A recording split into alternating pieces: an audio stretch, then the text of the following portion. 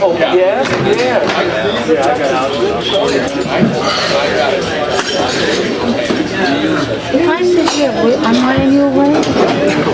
Oh, great seat. Now I need to be alone because I get nervous.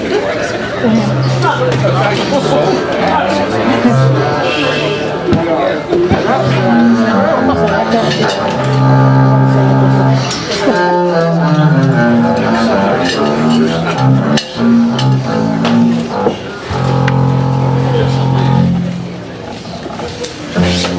Let me tell you something as we start the show.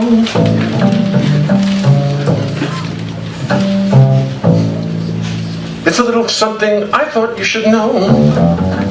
Oh, hi, Todd.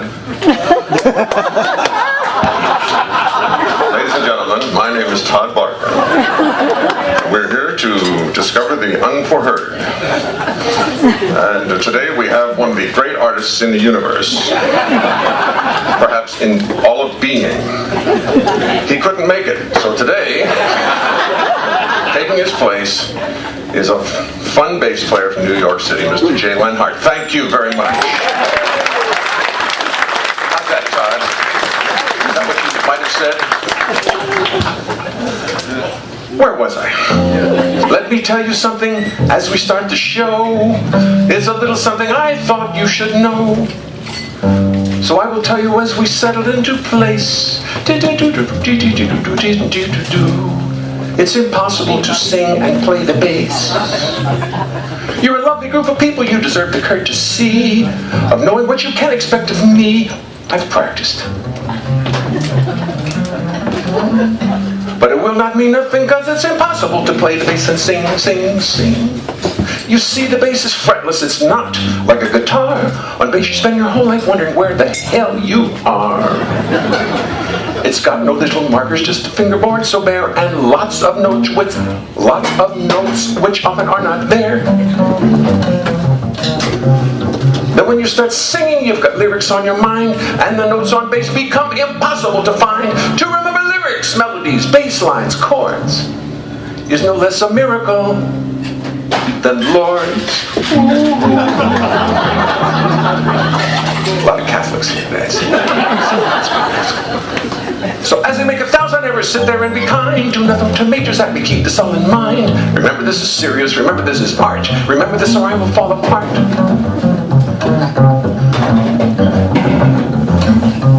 Then I'd have to pray to God to come and intercede.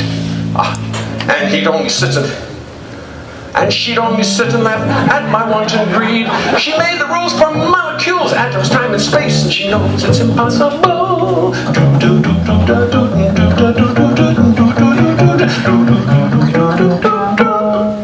to sing and play the bass.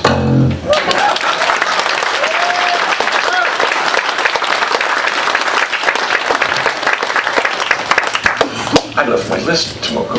I left my list of what I'm going to do. Do you see my list anywhere? I don't know what's next. Actually, I do. Ladies and gentlemen, I want you to meet a young lady who works with me in New York. We played in the clubs together, and she is an extraordinary piano player. Miss Tomoko Ohno.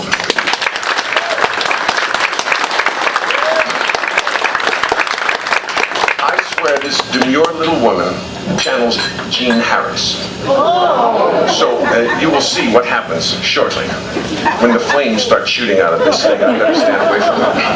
Anyway, Tomoko and I have enjoyed rehearsing all this week. We've played a lot, and I thought, you know, I actually do write this stuff for groups, but I often do it just solo.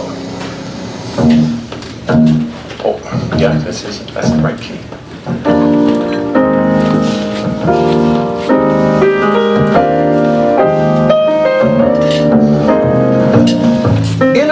Restaurant in Ireland, lots of jazz musicians in the place. Dizzy Gillespie wanders in, everybody knows it's him. Everybody knows his face. Dizzy walks right over to our table, yes, yes. There's lots of folks that he is glad to see. Dizzy says hello to everybody in the restaurant. Except for me. doesn't recognize me. He never does. He never has. He thinks that maybe I'm somebody's agent, or a dentist who is really into jazz. And I've worked with Diz on numerous occasions. We played together, what, 5 times at Carnegie Hall? Oh, but here in front of all these people, I want to impress. I'm the one that Dizzy can't recall. I know he knows a lot of people. His social life is most complex. Every year he sees 1,000,000 faces. The entire world is on his Rolodex. We all take so much pride in knowing Dizzy. Having him know you must feel so fine. How well I know the name John Burks Gillespie. If only John Burks could remember mine. Help me out, Tomoko.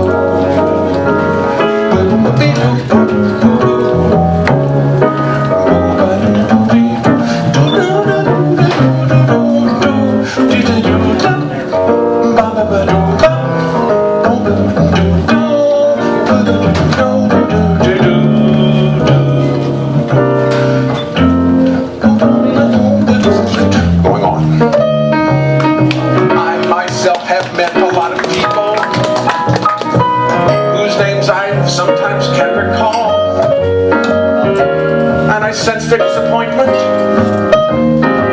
when I don't remember them at all. They say, come on, Jay, we met on the Western Dam.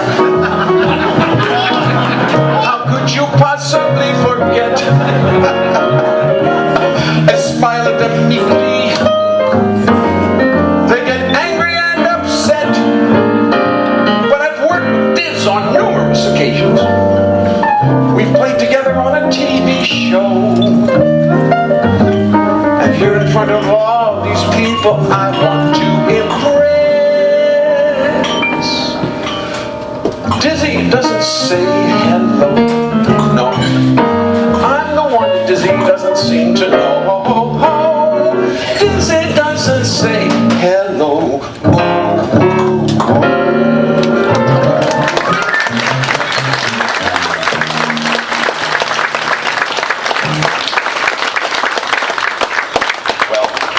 There's a great story about that one. The story's worth me going through all the songs. Because Dizzy walked in one night on the Norway. You have to do that on the Norway. Dizzy walks in and sits right there. He says, Jay, I heard you wrote a song about me. I'd really like to hear it.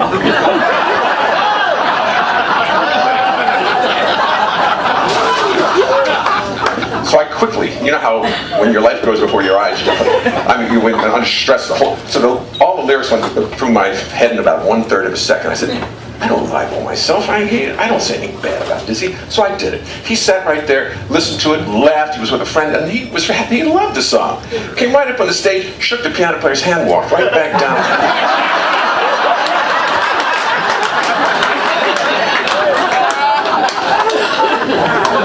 Anyway, with that, because of that, we then stayed up that night on the, what was in the stern, the back of the boat, excuse me, still learning. The stern. And we talked all that night. And every time I'd see him around the world, regardless of where it was, if we met, he'd almost stop the band and say, "Ladies and gentlemen, there's Jay Leonhart." So the squeaky wheel really got oiled that time.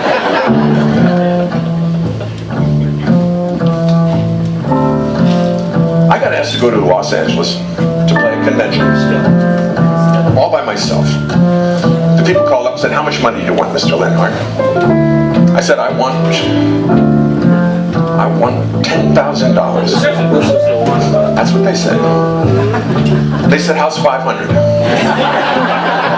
All right, so we're going to be negotiating. We're a little far apart right now, but we'll work this out. I lowered my fee to $7,500. They came right back with $500. All right, we're getting there. I made my final offer at $5,000. They made their final offer of $500. I decided to accept their offer. Went to the airport. They bought me a nice first-class ticket on TWA. Walked on the plane, sat down, went up to the front. First class, mind you. Sat there. A little white-haired gentleman followed me on the plane, came right up and sat right down next to me. I looked over and I said, "My God, the most famous person in the world at that point, in my opinion, sitting right next to me. How about this? This story could not be truer." Take my seat aboard the plane, and what is this I see? Leonard Bernstein comes aboard and sits right next to me. First class New York to LA, some things just work out right. I'll be sitting next to Leonard Bernstein this whole flight. Maybe I should just act like I do not recognize him. Be real cool and do my best not to antagonize him. Now we're rolling down the runway, next stop is LA. I am nonchalant like I ride next to Lenny every day. Naturally I turn to him against my own advice. Introduce myself and find that Lenny's very nice. Soon we start to chat and drink and talk about our lives. Talk about our children and our wives.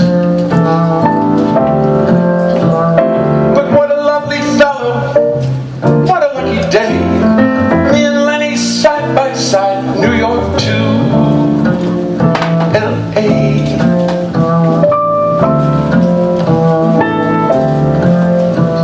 Soon we're chatting, drinking, talking like the very best of pals. Talking music, life, art, death, root canals. Now he's interrupting me, but really that's okay. Cause he's a lovely fellow and he's got a lot to say. I recite some songs I wrote, he recites them back. For poetry and music, he seems to have a knack. He tells me that his new show closed, now he's feeling beat, and he's not used to dealing with defeat. But what a lovely fellow, what a lucky day. Me and Lenny side by side, New York to LA. Going up.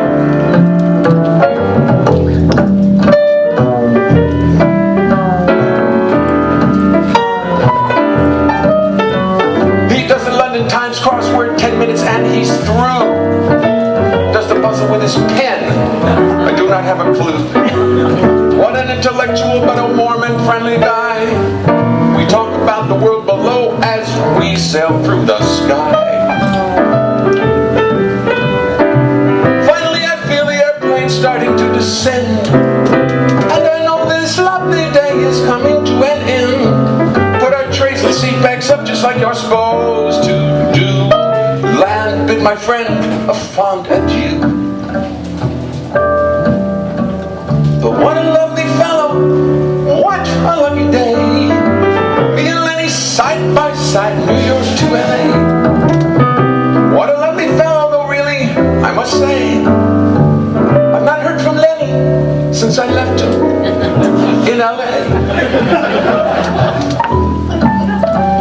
Not a goddamn word from Lenny since I left him in LA. In LA. In LA.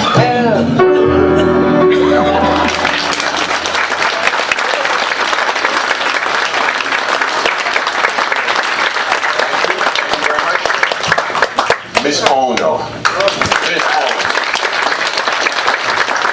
Miss Ohno was actually married to Alan Farnham. The keyboard player with Tommy Ohno's band. A wonderful guy and a wonderful player. You saw the Oscar Peterson Festival. You heard him play there. Besides with Tommy. Tony Bennett told me, I could just stop right there, actually. But he said that last song, he said, Jay, he speaks a little higher. Jay, when you do just one song, you've got to do your San Francisco. What's that, Tony? My San Francisco. Which one? The one about the airplane. The one I hear on Jonathan Schwartz all the time. And that was the song. But, so Tony's right. I do it. If I have one song to do, that's the one I do. But people come up to me afterwards and say, gee, that was a nice song by Leonard Bernstein. Do another. And I go, and with all the humility I can muster, I say, no, I wrote that. I go, oh, do another song by Lenny. So I've started doing another song by Lenny that I've come to love so much that I just cannot leave it out of my repertoire. And besides, it gives me a chance to show off Tomoko.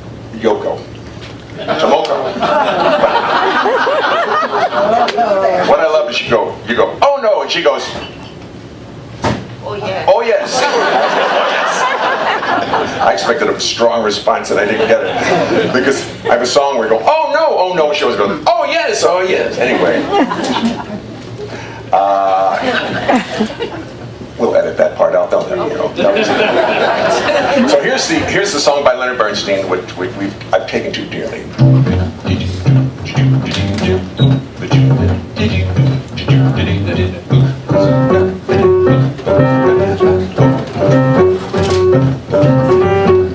Boy, crazy boy, stay cool, boy. I got a rocket in your pocket, stay cool, boy. I don't get hot because you've got some hot time up here. Take it slow, and daddy, you can live right up and die in bed. Boy, crazy boy, stay loose, boy. Breeze it, buzz it, easy does it, turn off the juice, boy. Go man, go, but not like a yo-yo school, boy. Play it cool, boy.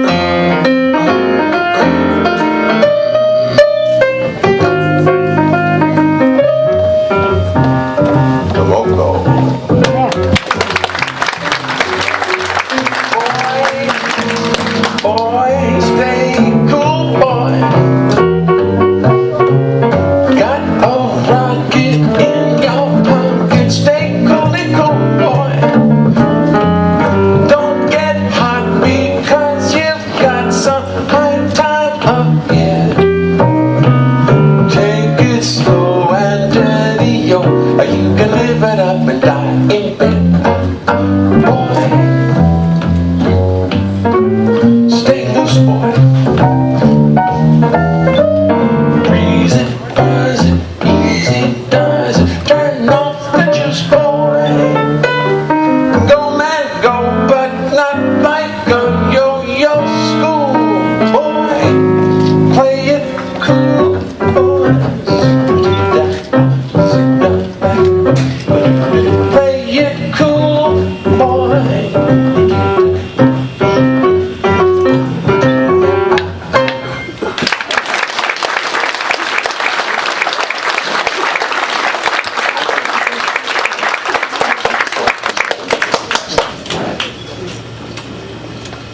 Whoa, whoa, whoa, whoa, whoa, whoa, whoa, whoa.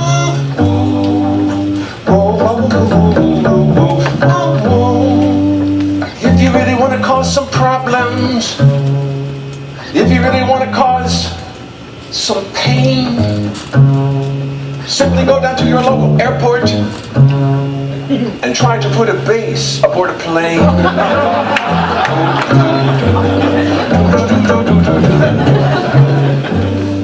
The trouble starts when you approach the terminal. You won't find a skycap anywhere, no. Because once they see the giant case in which you packed your massive base, they disappear into thin air. So by yourself you lug it to the terminal. Let out a big sigh of relief. The ticket lady looks at you in horror. She stares at you in disbelief. She says, "You're not going to put that on an airplane?" No, no, no, it's just too large, it's just too big. It's too big, so you smile. She doesn't think you're funny. To her, you're just another sexist pig. She gets pissed off, calls her supervisor, who sees the base and goes into a swoon. And the ticket they decide on for the plane you want to ride on costs you more than a ticket to the moon. Of course, nowadays we must deal with security. They see the base, oh, they start to drool. They want to give the base a colonoscopy. I knew that would go over well with this audience. In kindergarten, they look at you and they kind of go, "What?"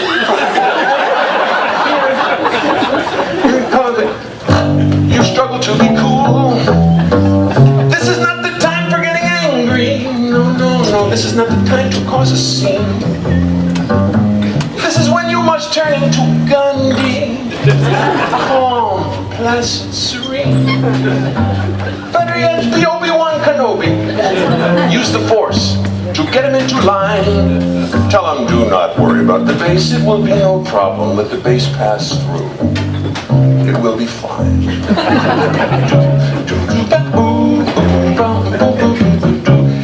If you really, really want to cause some problems, if you really, really want to cause some pain, simply go down to your local airport. Try to put a base aboard, try to put a base aboard, try to put a base aboard a plane.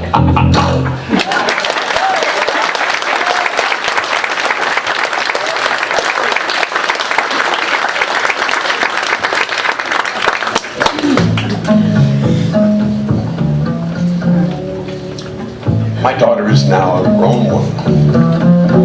She has a beautiful little son who we just adore.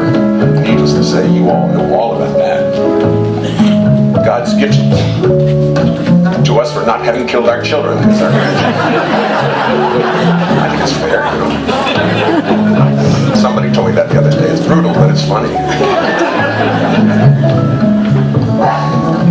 Anyway, when my daughter was a little teeny, maybe 3 years old, she was learning to swim, and I looked down into no, that's another story, another song. I got the wrong song.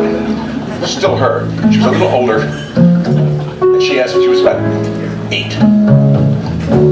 She said, "Daddy, how come these poems of yours never appear in my school books next to, say, Robert Frost?" And she just wanted to know, why don't you just get them in there? I tried to explain to her the vagaries of the publishing business. She didn't buy any of it. Still doesn't. So, I did get a good Robert Frost protest song out of it, however. I'll bring you all that. Robert Frost did write in settings beautiful and rustic.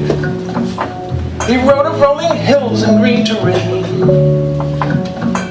Well, poor me, I must do my writing in the chaos of the city, sometimes even on a subway train.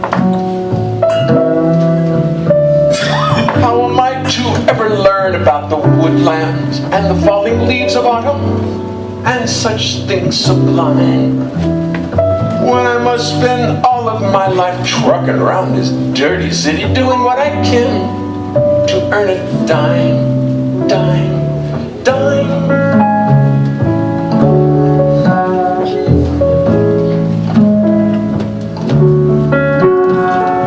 How did Robert Frost make payments on that little country house of his? Where did he get the dough? Could he go down to the country store and sell a poem saying, here's a nice one I wrote about the snow?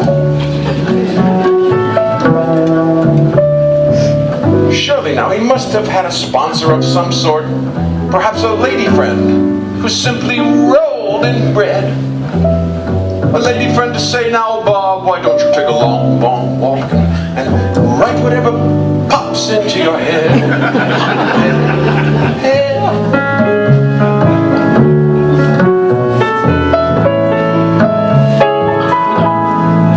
She said, Bobby, don't you worry about the dish mortgage. Don't you worry about the mortgage. Bobby, don't you worry about the bills. No, no, no, no. Bobby, why don't you go write a poem about the fences, about the neighbors and rolling hills. Bobby, don't you worry about the dishes now. Bobby, don't you touch those pans. Oh, Bobby, no, it is not good that an artist like yourself should be walking around this world with dish pans.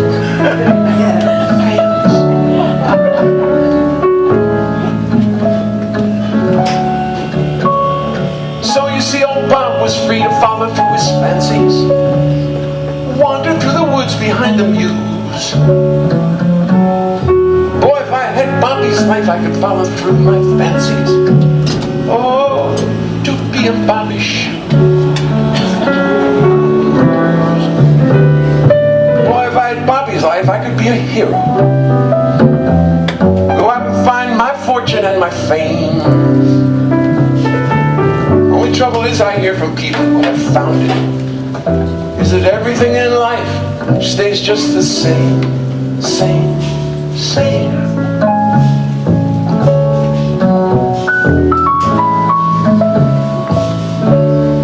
Just the same.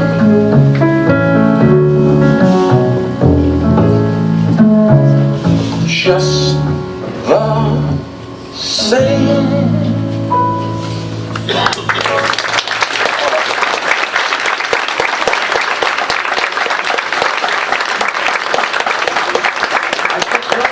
I think we did that. No? I think, yes, yes. Well, as you can see, all these songs are written by me about things that go on in my life. That's an area that nobody else is going to cover in their songs, so I'm free to write whatever I want. Relatively sure that no one else is going to come up with these ideas. So I was driving out to Milwaukee from New York. It's a long drive. You shouldn't do it all at one time, but I did. And about an hour out of Milwaukee, I looked in the mirror and I saw myself. I said, oh. When you look in the mirror in the morning, I wonder what you see. 'Cause when I see you in the evening, you don't look so good to me. A poor soul all downtrodden and all wrapped up in his own misery. I hate to preach to you, 'cause preaching's kind of rude. I hate to preach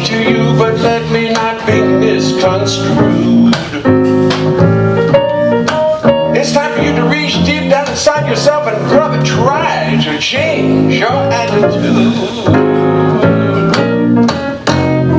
'Cause misery's your mistress, bad luck seems to be your wet wife. Misery's your mistress and she's causing you a mess of stress and strife. Time to change your attitude and bring a little joy into your life. I got it.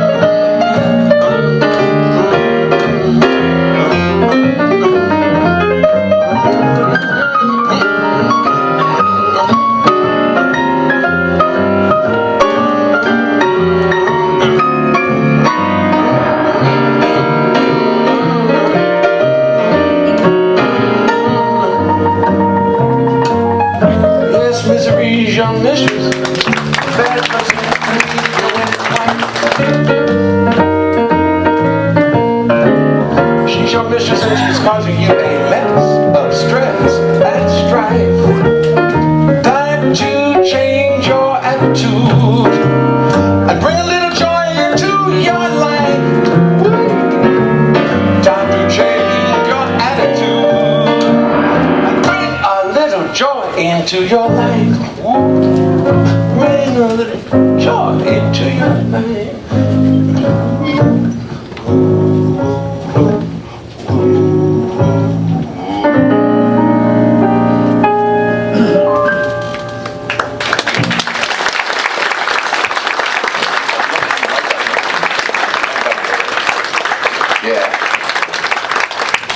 I told Tomoko that things will change in the middle of the show. She's used to all that. But, you know, you get a feeling for something. No, that shouldn't be here. That shouldn't be here. This next song almost needs no explanation, so I won't bother. Every time I get to it, I say, yeah, you're right. It just needs no explanation. It's like Miles Davis playing with his back to the audience.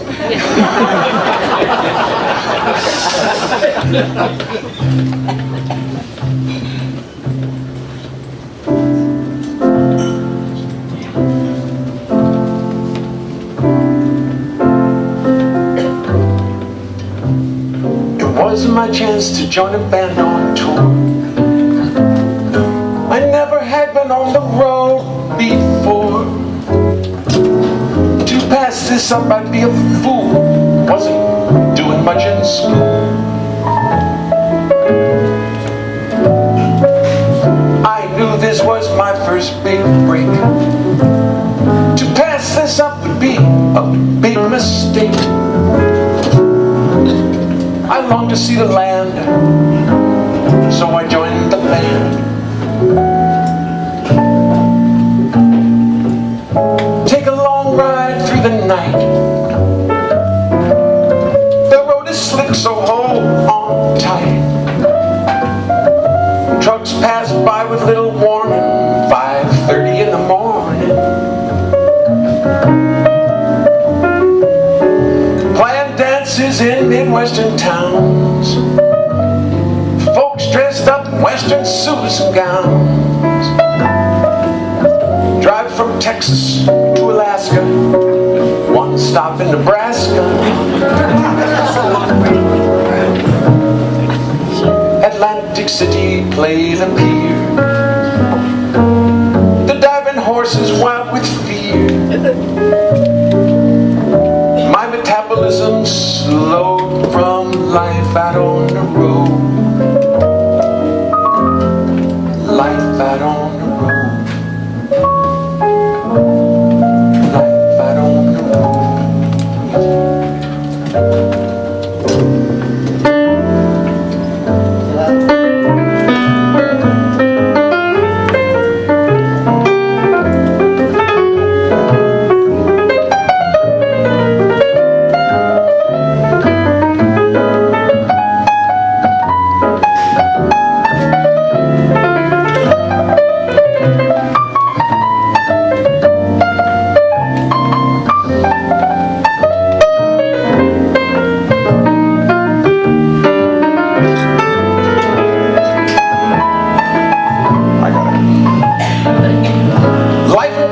Cheap motels, tiny little rooms, funky smells, band of gypsies on the road, sell your body, sell your soul. Endless roads that never turn, never stop, never learn. Oh, for lady friends you got no time, and you're right there in your prime. The road trip finally ends, and you find you've made yourself some lifelong friends. You've turned from a prince into a toad, from life out on the road. Life out on the road. Chaotic and most unprosaic, another little piece in life's mosaic. Maybe someday write an ode about life out on the road. Life out on the road. Life out on the road. Life out on the road.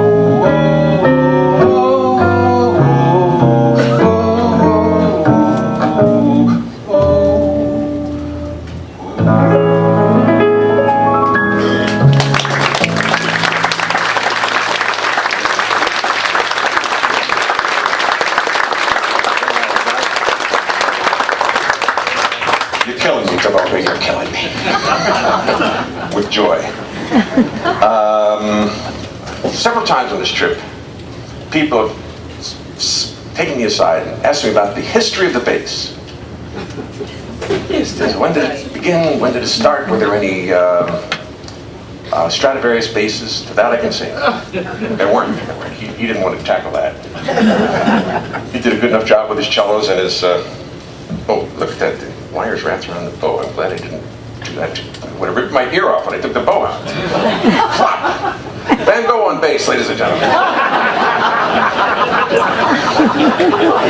I wouldn't have stopped till the show was over. Even if I might have bled to death on the last song, but that's Judah. We've got enough doctors on board we could have taken and sewed it back on.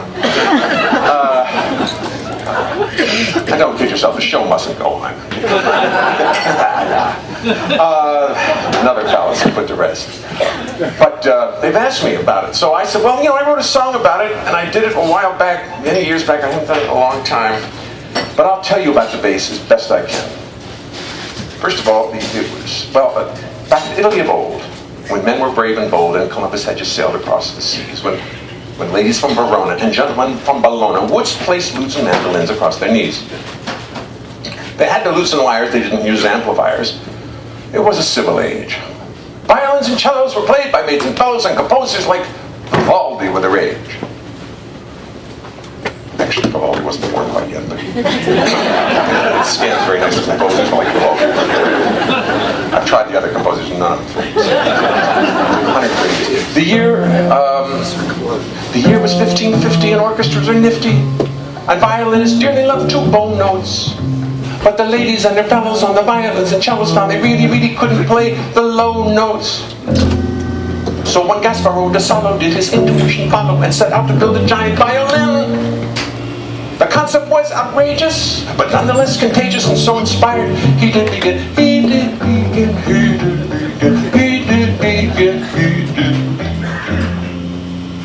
He whittled and he glued, he boiled and he brewed, he varnished, chipped and chiseled, bent and treated. He worked with great endeavor and get discouraged never, until one day found the task completed. Yes, one day he was through and he brought it out to view, a violin like none had seen before. His tone was rich and deep, right down where the fishies sleep. And oh, the depth it added to the score. To the score. People looked at it in awe, and they wondered what they saw, and they thought poor Gasparo had lost his mind. The man could not be serious, the man must be delirious. Gasparo, he started to unwind. Oh, Gasparo, face the facts, no one's going to play that axe. It's too heavy, it's too big, it's too clumsy, it's too large. You're going to need a barge to get it to the gig. Yes, it sounds quite profound, but to lug the thing around is going to be a nightmare in logistics. The only willing players will be drunken dragon slayers, gladiators, flagellators, and sadistics. And then the local folks started making up base jokes. It had to happen, don't you know? New jokes began to hatch like, hey buddy, got a match, or ya should have taken up the piccolo. But Gasparo was no faker, but a real fine violin maker. He was no fraud or public menace. So he just kept on smiling as he watched his giant violin soon become the rage of Rome and Venice. And here we are today, many centuries away. Gasparo's violin has made it through. You can pluck or you can bow notes, but you gotta have those low notes.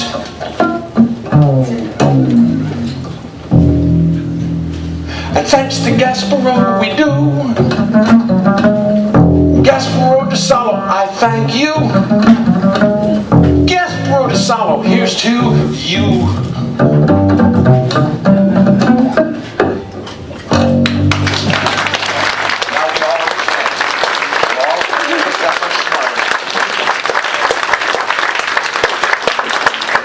So what we do, we're going to play the final selection of this set because I need a little bit of a break. And we got to get finished quick because I see the riffraff is coming back from the beach.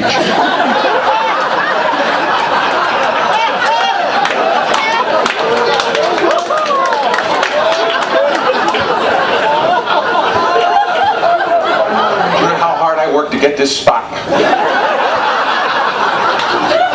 When are they going? Right then, that's what I wanted, yes.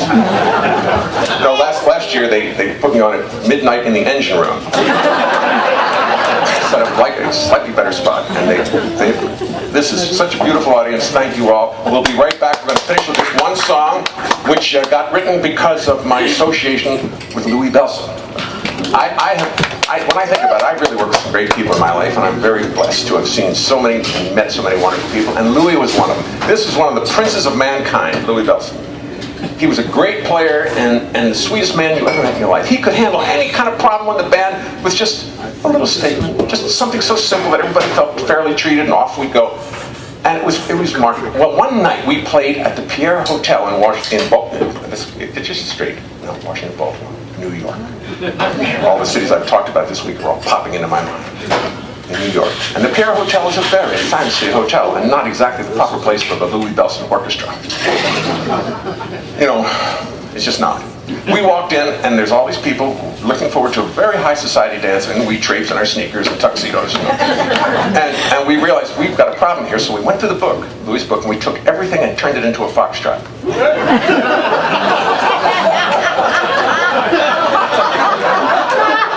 A very hip foxtrot, but nonetheless a foxtrot, and it worked. The people were dancing, having a great time, except one guy kept coming. Louis is like sitting playing drums here, and I'm standing next to him. One guy keeps coming up to Louis and talking to him and annoying him, and I hear this like this, and I'm watching. I can't really hear because the band's playing, Louis playing drums.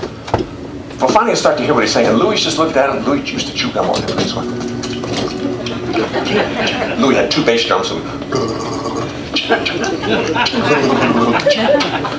My feet doing two bass drums. And Louis just did that. So the guy kept going, coming, back. So finally, Louis got annoyed. I never saw him get that annoyed before. He did what he had to do. I went right home and wrote a song about it. I stayed up all night and wrote it. I knew this one had to be done now. I think I finished when the kids were getting up, and we just went to school, and it was, but it was a good night.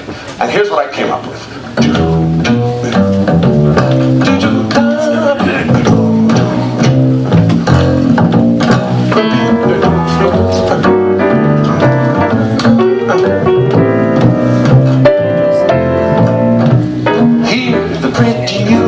See the people dancing. It's Louis Bellson's band up on the stage. Music great for dancing, singing and romancing. But tonight, the foxtrot is the rage. Suddenly a grouchy man with silver hair comes to the stand, fires off a warning cannon. He says he's a big contributor to this affair, and he wants us to play like Lester Lannon. This guy don't know from Louis Bellson, and he couldn't care less. And he proceeds to make this solemn vow. He knows what we're being paid, and all it will be mislaid unless we play some Lester Lannon now. Play some Lester Lannon now.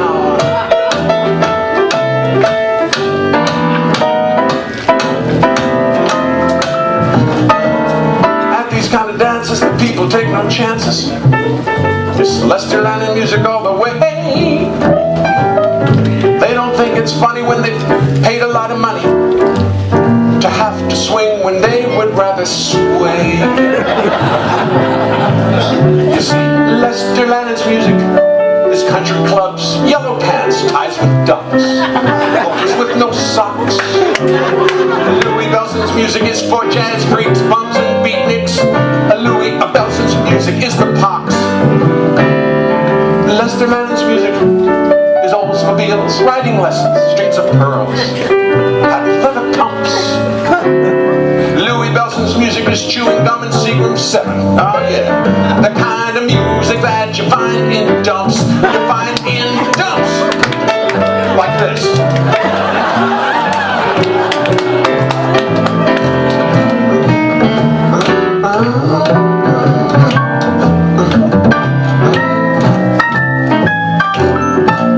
Play some real dance music, screams the man with silver hair. He is so bugged that he could snap. He says, I don't care who, I don't care how, you better play my music now, because I can't dance a foxtrot to this crap. He walks away, returns, smolders, burns, finally says, hey, listen to me, Louis Bellson. Heads are gonna roll around here unless you play my music. Try to understand me well, son. So Louis nods and then proceeds to play a long drum solo. Loud and long, just like he was deranged. I guess he figured if the man had paid to be unhappy, he should not be shortchanged. He should not be shortchanged.